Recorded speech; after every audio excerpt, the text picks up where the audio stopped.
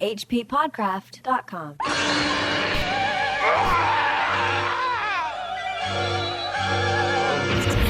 This week's episode of the H.P. Lovecraft Literary Podcast has been brought to you by Miskatonic Books. Miskatonic Books carries a large collection of mythos-related titles from the genre's best authors and publishers, both past and present. Notable titles now on sale include The Ghost of Fear and Others, H.P. Lovecraft's favorite horror stories, as well as Medusa's Coil and Others, a collection of HPL's revisions. Miskatonic carries all the classic writers in the weird fiction genre, including H.P. Lovecraft, Robert E. Howard, Arthur Machen, Clark Ashton Smith, Robert Bloch, and many others. And don't forget, Miskatonic is always looking to buy, sell, and trade mythos-related books and ephemera. And right now, until February 15th, Miskatonic Books is offering 10% off for listeners of our show. Just use coupon code HPLP, that's HPLP, and you'll receive 10% off your order. That's good. And I should also mention that Thursday nights are ladies' nights at Miskatonic Books.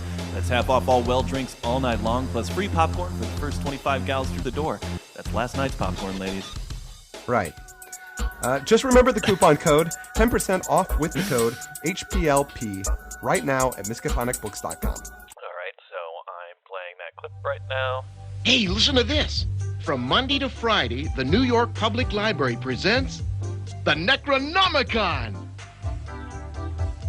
I didn't know the library did rock concerts. It's not a rock group, Winston. It's the single most powerful book of magic spells ever written. H.P. Lovecraft and others wrote a whole series of horror stories based on it. Come on, we gotta see it. I'll bet the copyright page alone has a PKE valence of 9.9. You go ahead, Ray. I've got a date today. And that date is with us at the H.P. Lovecraft Literary Podcast. I'm Chad Pfeiffer. I'm Chris Lackey. You're here at hppodcraft.com. How you doing, Chris? I'm doing great. I'm in the new year. Well, actually, I've got a little bit of a cold, so I'm fighting it. You might notice there's a bit of a frog in my throat, but I'm getting by, doing fine, and it's great being a dad. Yeah? You enjoying it? Yeah, it's good. We had a great Christmas here in the UK. How about you? Yeah, it was good. We had fun. It's just nice having a little time off. Getting away from the Lovecraft for a while, but I am happy to get back here because this is a favorite story of mine. Yeah, mine too. I know a lot of people hate the story, and they kind of think of it as a dime store case of Charles Dexter Ward, but I have to disagree. I think that there's a lot to the story, and, we should probably just talk about it. Yeah, well, now, usually when we intro the show, we'll play a clip from the actual story that we're covering, but that clip we played today was from a very special television show from the 80s. Do you know it, Chris? I do know it. It's the real Ghostbusters. That's right. It's a little weird to hear Fred from Scooby-Doo talking about the Necronomicon. I didn't realize it was Fred from Scooby-Doo, but now that I hear it without looking at it, it's totally Fred from Scooby-Doo. Yeah, and the dude that said he was going on a date, the guy that was Peter Venkman, that's the voice of Garfield. Right. Which is weird that Bill Murray was then the voice of Garfield in the movie adaptation thing. Yes. Yeah. Really bizarre. But that episode was called The Collect Call of Cthulhu, and for many folks, it was their first experience with H.P. Lovecraft. A lot of people have written in to tell us that, actually. You saw it when it was on, right? Of course, I saw it when it was on. I've watched that show religiously as a child, but I had no idea who H.P. Lovecraft was. Yeah, so isn't that crazy? Well, so that episode was written by Michael Reaves, and if you think you don't know Michael's work, you're probably wrong. This guy is so prolific. For television, he's written for a ton of great shows, like Batman, the animated series. He wrote for Gargoyles. He wrote for the new Twilight Zone, Star Trek The Next Generation.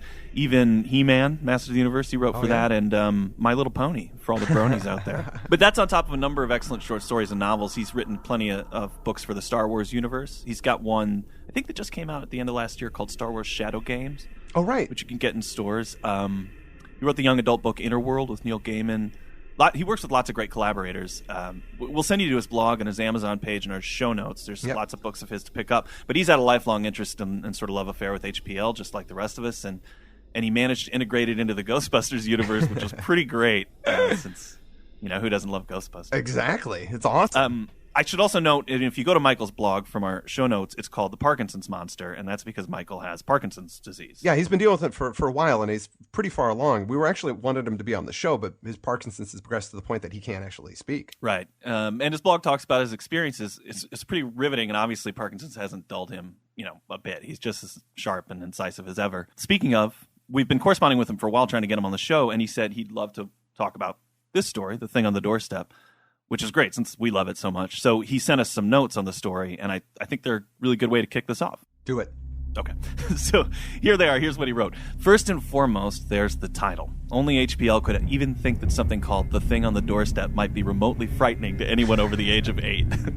And only HPL could make it so. It sounds like part of a bizarre triptych, the other two being something like the horror from the sideboard and the madness of the tea cozy. It's part of a subgenre of horror which could be called Transylvania in Your Backyard. Richard Matheson is probably the one who really got people to notice it with I Am Legend, which brought the vamps home, although Shirley Jackson realized the same truth, that real horror lies in ordinary life. Key point here, most people consider the settings and mechanisms used by Lovecraft pretty esoteric, but take a walking tour of Boston or Providence sometime and you realize that Arkham, Innsmouth, and Dunwich aren't that far down the road, and you can find some killer real estate values there. Yes, it is a bit of a fixer-upper, but in a few years you'll really appreciate the extra space that shining trapezohedron can provide. The Thing on the Doorstep is neither the best nor the worst of Lovecraft. Most critics consider it thunderingly mediocre. It does, however, have one of the most naively optimistic opening lines in the entire Cthulhu oeuvre. It is true that I have sent 6 bullets through the head of my best friend, and yet I hope to show by this statement that I am not his murderer. Yeah, good luck with that.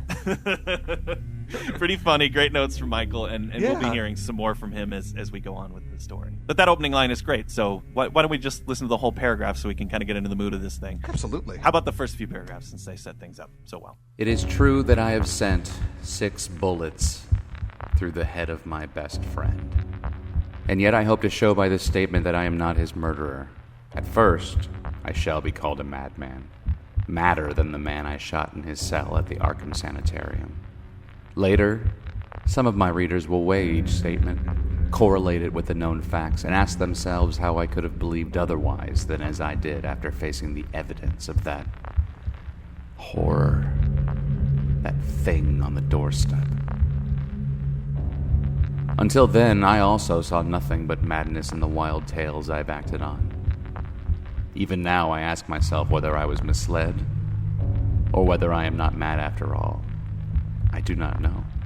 But others have strange things to tell of Edward and Asenath Derby, and even the stolid police are at their wits' end to account for that last terrible visit. They have tried, weakly, to concoct a theory of a ghastly jest or warning by discharged servants. Yet they know in their hearts that the truth is something infinitely more terrible and incredible. So I say that I have not murdered Edward Derby. Rather have I avenged him, and in so doing purged the earth of a horror whose survival might have loosed untold terrors on all mankind. There are black zones of shadow close to our daily paths, and now and then some evil soul breaks a passage through. When that happens, the man who knows must strike before reckoning the consequences.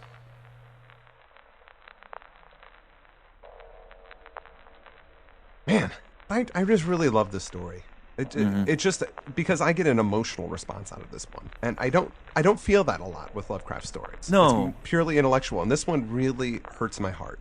Yeah, it really does. And a lot of it has to do with the relationship between the main character and Edward Derby. Now, I'm pronouncing it Derby because that's how I would have pronounced it. I know, but in the UK, they pronounce Derby Darby. Darby, right. Which I didn't know until I moved here. You know, I know that because your wife and I went to the Derby in Los Angeles, and she called it the Darby. That's how I know that. But I assume that Lovecraft would have said Darby, probably. Lovecraft, being an Anglophile, probably would have said Darby. But then again, he lived in New England, and they said things differently in New England. Yeah. Well, let's pick one, Pfeiffer, and stick with it. Well, I'm going to say Derby because I'm an American. All right, great. So we're going Derby. Our protagonist is known, and I think a protagonist is named Dan. Yeah, Daniel Upton is his name. This story starts off with a murder at the Arkham Sanitarium, and the Joker and Mr. Freeze are not involved. I know. I totally blew my mind right there.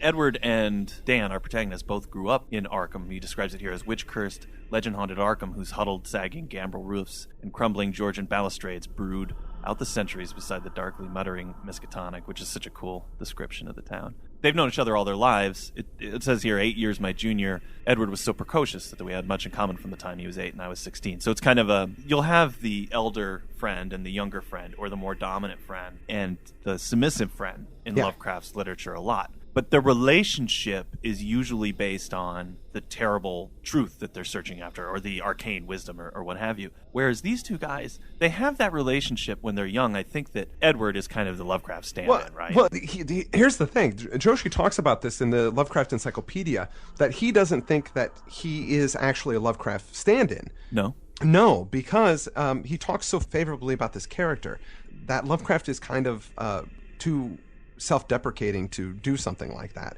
And he thinks that the character is an amalgam of a bunch of friends, specifically Alfred Galpin, which Lovecraft says, he is intellectually exactly like me, save in degree. In degree, he is immensely my superior.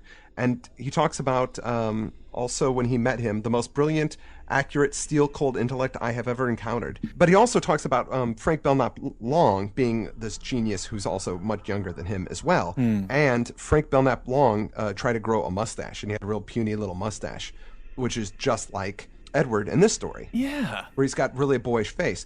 Joshi thinks that Edward Derby's actually a combination of Long and Galpin. Oh, well, yeah, he probably is, because, Lovecraft did have these relationships with younger folks. Yeah. Which is a very cool thing about him. A lot of people won't talk to other people outside their age groups, and it's such a human thing to do when you get older, to start disregarding younger people. Yeah. And Lovecraft didn't have that tick. No. He thought if somebody was young and interesting, like, what's his name? Robert E. Howard. Yeah. Who is, once again, his story, The Black Stone, comes up in here again, as it did in Out of the Eons. Right. Yeah. So I guess Lovecraft's both of these characters. Certainly Edward shares some biographical things with him. Yeah, so Galpin actually had a very common upbringing as well. He was sort of sheltered youth and didn't get out much, but spent a lot of time on his own. So that's why Lovecraft really related to him. But and I think Joshi makes a good point. It does seem like the narrator of the story seems to really protect and try and take care of Edward. Yeah. Dan really is like an older brother figure to him, and I think that's probably how he liked to see himself to these guys as well. Wow. As opposed to looking at the statement of Randolph Carter, where he's kind of a domineering dick and makes Randolph do a lot of things and kind of belittles him at points and things like that, where it seems like it's a much different relationship. And honestly, one of the few solid relationships in an H.P. Lovecraft story. When bad things happen, you feel it because you care about this relationship that goes on, and typically that doesn't happen. That's exactly right. I think that, going back to what I was saying initially, that usually the relationship is based on the acquirement of knowledge. Right. Whereas these two partnered on some things. Dan was going to design a book that Edward had written with his demoniac poems. Yeah. He instead turned to architecture. He never did it. So their relationship is actually a friendship based on just liking each other and not scholastic achievement. Exactly. Which is that's not a Lovecraftian relationship. It's an actual friendship. That, to me, changes everything, and that's why this story really stands out to me. Yeah, me too. When our main character turned to architecture, young Edward continued in the vein of his writing poetry and his odd stuff. I mean, he's kind of a Pickman in that he's got this obsession with, despite the fact that he's really coddled and he has to live with his parents, this is the place where he excels, and he wrote a book called Azathoth and Other Horrors. Yeah. That was made a real sensation. And it says he was a close correspondent of Justin Jeffrey, who wrote The People of the Monolith and died screaming in a madhouse in a village in Hungary. And that character is from the Howard story, The Black Stone. Ah, I see. From which we also got Von Yuntz and the Unspricklichen Cultum, which we'd referenced in our Out of the Eons. Yes. Well, speaking of him being like Pickman, his middle name is Edward Pickman Derby. Right. So somehow they're probably even related in some way. Yeah. And the physical description of Edward was that he's blonde and blue-eyed.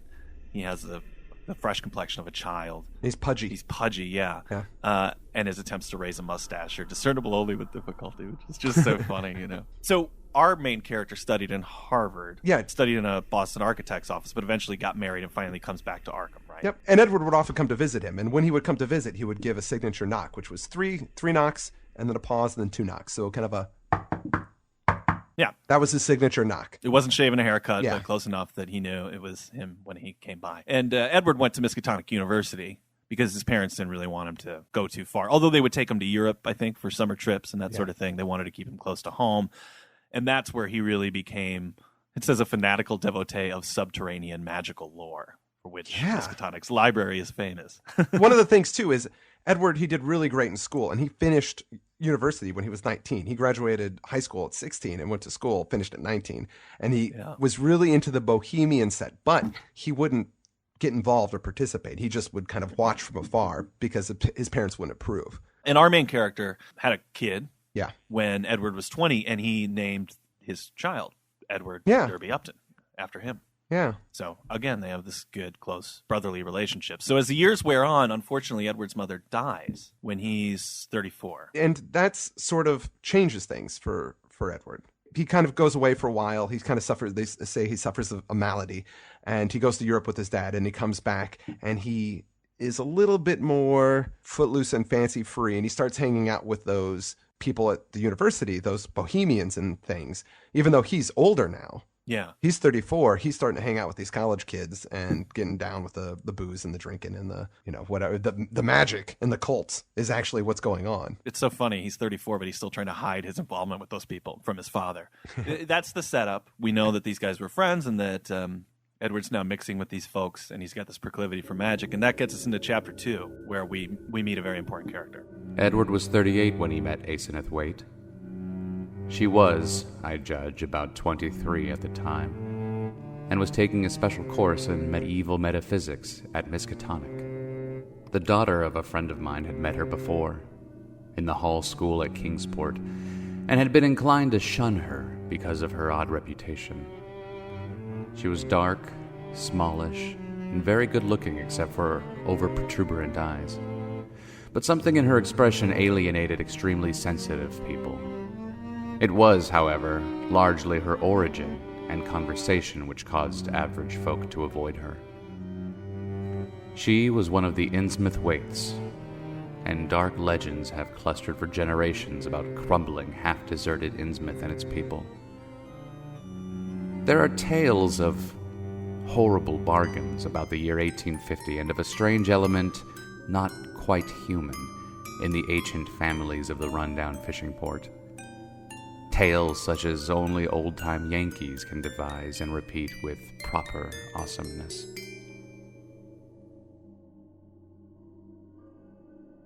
Over protuberant eyes. Yeah, there's a lot of great Lovecraft. The fact that she's taking medieval metaphysics in Miskatonic. They offer that. Yeah, that they offer. That's a course at Miskatonic. Of course it is. But it's so interesting that on top of all of the other strange things we're about to witness happen with this girl, and that's the least of it because she's from Innsmouth. She's got those eyes. Yeah. She's going to turn into a fish person at some point. Yeah, she's a Waite. And Yeah. in the Innsmouth, that's one of the families, the Marshes, the Waites. They interbreed with deep ones. Well, her father, obviously we find out here, Ephraim is her father. Right. Nobody knows anything about her mother, don't know what happened to the wife, probably because she's a deep one. Right. Yeah. He was an old man and he had an unknown wife who always went veiled. So, I mean, here's the thing. If you read this story and you hadn't read Innsmouth, Shadow over Innsmouth, you might not get this stuff. No. It might just be weird background. And it's enough. That's fine. It just tells you they come from a strange place. I mean, they make it pretty clear in the story that they are. Yeah. They have bred with some kind of fish race. But I think that's so great, that backdrop. If I was going to recommend somebody who had a longer appetite, maybe I'd say read Shadow over Innsmouth and then read this one after it. You'll get a pretty great experience of Lovecraftian New England stories. Yeah, absolutely. Well, the thing about Ephraim, they talk about him. Ephraim Waite was a wizard in his own right. Mm-hmm. He knew about magic and about all those things, and he would go to the university a bunch to check out the books, like the Necronomicon and all those things, and do some studying and stuff. So people around town, they know they've seen him, and they see him. He's got this saturnine, wolfish face and a tangled iron gray beard. Yeah. He had died insane under rather queer circumstances, they say, right? And they go into a little bit more detail about that later in the story. Right. This is where they talk about Asenath a little bit more, about how she was a known sorceress. Right. She goes to school a little after her dad died. She seems to have posed as a kind of magician, right? Yeah, and she's got these powers of hypnosis, and one of my favorite lines here is, she would frighten her schoolmates with leers and winks of an inexplicable kind. It would seem to extract an obscene and zestful irony from her present situation. Leers and winks of an inexplicable kind. What? Yeah. So she would come to school and kind of intimidate people, and it was known that she was a great hypnotist, and that she would often make people feel like they would switch bodies with her. Like they would see themselves out of her eyes when they would look at her sometimes. And so she had this, really crazy reputation. Right, as if you were in her body suddenly and looking at yourself. And then yourself, your eyes would blaze and protrude with an alien expression. So the suggestion being that you guys switched. Yeah. That would be a crazy thing to experience if you just kind of turned around in your history class to see who's sitting behind you, you know. But the thing too about this, I feel Lovecraft, of course, is being a little heavy-handed at this point in the story. He doesn't need to drop that at this point. He doesn't. No, that's true. Lovecraft does do that a lot in his stories, but for this particular bit of information, I really feel like he could have sat on this for a little bit longer. Yeah, something else he might have wanted to sit on about this character is when he says her crowning rage was that she was not a man, because she believed a male brain had certain unique and far-reaching cosmic powers. You know, given a man's brain, she could not only equal but surpass her father in the study of unknown forces, which is like, what? Well, this particular line has a lot of people think that this was Lovecraft's comment on women being a bit of a sexist, because Lovecraft was a notorious sexist when he was younger, but as he got older, his attitudes were changing. He had written by the late 1930s, when this story was written, he said, "I do not regard the rise of women as a bad sign. Rather do I fancy her traditional subordination with itself an artificial, undesirable condition based on Oriental influences." What? The whole idea of women being kind of subjugated in our culture is from the Orient. And it's something... Is he using racism to... Yes. Yes. He's blaming sexism on another race. Yes, basically. Yeah. Wow. What Joshi says, again, on this particular statement, it's not what Lovecraft thinks, because a lot of people think that Lovecraft was being sexist when he was writing this. It's what the character is thinking. Wow. Okay. Well, that's good, because I was thinking that he would have been like the worst relationship comic ever. You know? The thing that drives me crazy about women is that they have inferior brains. Am I right? Huh? Edward met Asenath at a gathering of intelligentsia held in one of the students' rooms, which I think is funny. I just imagine all these people in the dorm room. Yes, this is the intelligentsia. And he couldn't talk about anything else after he'd met Asenath, right? Yeah. She's just the newest, greatest thing to him. And our narrator's pretty smart about it. He doesn't say anything to discourage Edward, because it says infatuation thrives on opposition. Yeah. So that was pretty insightful. Yeah. On the part of Lovecraft. So he says, he's not mentioning him to his father right now, but he doesn't discourage him because he's hoping that on his own he'll get over it. But then finally Edward brings him to Dan to meet her, and he thought that the relationship was one-sided and that, he just sort of had infatuation with her. But she seemed to be into him. In fact, Lovecraft writes, she eyed him continually with an almost predatory air. Mm-hmm. And I perceived that their intimacy was beyond untangling. From that, it suggests that she wants him, maybe in a sexual way, but that's not it, right? No, that's not it at all. Well, they don't waste any time. A month later, they get married, right? Yep. They get married by a justice of the peace, and Asenath, she's bought the old Crown and Shield place in the country, the end of High Street, so that's where they're going to settle. After a short trip to Innsmouth, where everybody wants to go for their honeymoon, of course. Yeah, and they come back from the honeymoon, and Ed seems pretty... changed. Yeah. That's one of the more horrific parts of the story, especially after having read it before and reading that and just going, oh my God, what happened on his honeymoon? They go down there, they come back, they've got some servants from Innsmouth and some books, and Edward looks sober, more thoughtful, and says his pout is gone. Just a little bit of his innocence died. Yeah, exchanged for a look of almost genuine sadness. Oh God. Poor guy. Yeah. So they the servants are odd. It's an incredibly aged couple who had been with old Ephraim, and a swarthy young wench who had marked anomalies of feature and seemed to exude a perpetual odor of fish. Oh, God. Horrible. Oh, dear. Poor guy. On the plus side, he's progressing fast in esoteric lore because Asenath is guiding him now. Yeah, and we're in the third chapter at this point. And then we start zipping through time a little bit in the third chapter. Edward is less and less seen about Dan's place, right? Yeah. Mm-hmm. And he's spending a lot of time with Asenath and just learning magic and stuff and exploring ancient things and all that stuff. And people seem to notice that there's a change in Ed. In fact, he's seen driving a car, which is really strange because he doesn't know how to drive, or at least didn't know how to drive before they got married. I like how it's described as strange when, in fact, it's just illegal. Like, he doesn't know.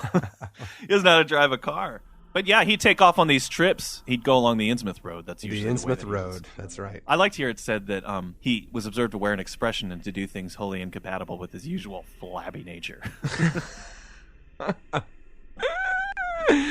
Oh, golly. When he'd take those trips down Innsmouth Road, sometimes he'd come back hours later and he'd be sprawled out in the rear seat of the car while a hired chauffeur or a mechanic would be driving. So So. And they also mentioned that Asenath, her face seemed to age a lot more, while Edward seemed to just kind of be more relaxed. Yeah, I mean, it's strange because their ages he's a lot older than her, but their ages seem to invert. Like she looks older, and he's still perpetually kind of young. And in their third year, Edward would start hinting about fear and dissatisfaction with the relationship to Dan. He'd make remarks about things going too far and about he needs to save his identity, which actually does sound like a married couple having troubles. I mean, if you don't, I'm serious. Like it's kind of I could see. I mean, later I really can't see it, but at this point I can see where Dan would say, "Oh yeah, maybe she's just really overbearing," and he, having lived under overbearing parents, like that's his nature. But now, as an adult, he's starting to think, "Hey, man, I don't like being told what to do all the time." But then, unfortunately, Ed's father passes away, and that really upsets him. But he wants to move back to the family mansion, the Derby house, but Asenath won't have it. And there's a weird thing that happens with Dan's wife at this point, I think. She comes calling. No. I'm sorry. His wife heard about a thing from a friend who had dropped by, had seen a car shoot out of the drive with Edward, with that oddly confident face driving it. Yeah. They said, Asenath, she's out as well when he rang the bell, but when he was passing by the library windows, he saw her. Looking out, but the look that was in her eyes was the sad and muddled eyes of poor Edward gazing out. So I wonder what happened. Puzzle that out. Again, a little heavy-handed here. Yeah. At this point, Edward is visiting Dan a lot more now, and he's telling him some pretty crazy stuff. Edward's calls now grew a trifle more frequent, and his hints occasionally became concrete. What he said was not to be believed, even in centuried and legend-haunted Arkham, but he threw out his dark lore with a sincerity and convincingness which made one fear for his sanity.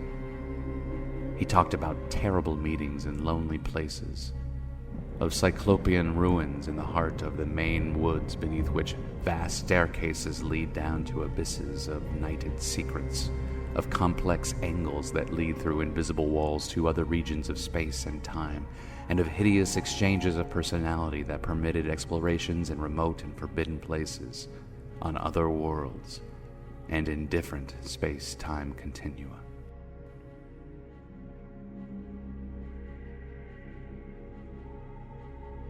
Wow. So that's some heavy Lovecraft stuff right there. Yeah. You're getting the good stuff. The other thing that is crazy is that Edward has objects that he's actually showing to Dan that don't make any sense. He says they come from outside and his wife knows how to get them, but they have crazy curves and surfaces. Yeah. No conceivable geometry. He suggests things about old Ephraim Waite, and that that he was seen at the library a lot in the old days, and that some people wonder if he's really dead. Oh, and when he's talking about this stuff to Dan, sometimes he suddenly halts in his revelations. Yeah. As if something's got a grip over him. Yeah. He has difficulty coming to see Dan. He would pretend to Asenath that he was going somewhere else. Yeah. And then he'd be wanting to come over and see Dan, but then he'd forget where he was going or... At one point, Ed said he would call when she was away in her own body. Which is an odd way to... Yeah, exactly. The servants would always kind of watch him and pay attention, and they would snitch on him if he was doing anything he wasn't supposed to be doing. So she was really controlling him, and not just in a kind of social way, in a very literal sense of almost puppeteering or taking over him. So he's living in a 1984 police state and at the Castle and Shield. I'll tell you this, though, and we're running short on time, so I was wondering what you thought of this. I mean, I think the reason the story works well is because, yes, she's literally controlling him. We know that because it's a weird fiction story in science fiction. Yeah. But I think it also has some truth about some real horrors in life. And maybe there's some mirror here of Lovecraft's real marriage. Yeah. There's some talk of that, too, where some people think that there is a bit of Sonia Green in Asenath. Right. Because she was definitely, in all the letters and things, she was the dominant one in their relationship. And was trying to change him. Yeah. In a way, to give him another personality. Like, he's got to move to New York. She wants him to get a job. Those stresses of, now that you're married, you lose some identity and you have to kind of take on the identity of your partner. And to some people, that is incredibly difficult. Yeah. Transition. And the great thing is that there's also, if you take the perspective of the Dan character, that kind of Ferris Bueller-Cameron relationship here. Because how Ferris says, this guy, poor Cameron, he's never been with anybody. He's an innocent. The first person that he meets he's gonna marry her, the first person he sleeps with, and she's gonna treat him like shit. And it's that same kind of thing. If you have a friend who's a bit weak and you see them get into a relationship with somebody who's very dominant, and then you're like, oh great, I don't have my friend anymore. Yeah. Because now they have to answer to this person. That's always very upsetting when that happens. And it's a real world thing. Yeah, it happens. It's a real world mundane kind of thing. And I think it's really interesting to look at something like that and then to add this weird fiction dimension to it. Yeah, I'm absolutely. sorry, I really like it. I really like it. And I can see why people, there are a few things in this that some of the writing I think is a little too overt. And it could be way more subtle, but Lovecraft is always that way. He's usually pretty overt in his storytelling. And I could see people's criticisms of the story. However, I think that these things that we're talking about just make this story really stand out from the rest of his work. Absolutely. And the funny, I must be dense as hell, because when I read it the first time, it was very obvious to me that Asenath was taking over his body. Mm-hmm. The fact that she herself is controlled. Yeah. Even though I see it now as very obvious. Oh, I didn't when I first read it. But when I first read it, I didn't get that extra twist. I really didn't. So he succeeds in that, definitely. Yeah, that it's, even though as I read it now, I go, oh gosh, he's really telegraphing it. I really didn't get it the first time, and it was an extra bit of horror to me when I discovered that it was, man on girl on man kind of thing going on here, which is super creepy. Exactly, especially the honeymoon. That's what it really. Who knows what happened in Innsmouth? A honeymoon in Innsmouth with possessed sorcerer. Oh gosh, woman. Yeah, I don't want to know. Well, when we next talk with y'all, we're going to be getting into chapter 4 and probably blowing through the rest of the story. Chapter 4, the real crazy stuff starts to happen. So I'm really looking forward to getting that part of the story. Some good stuff.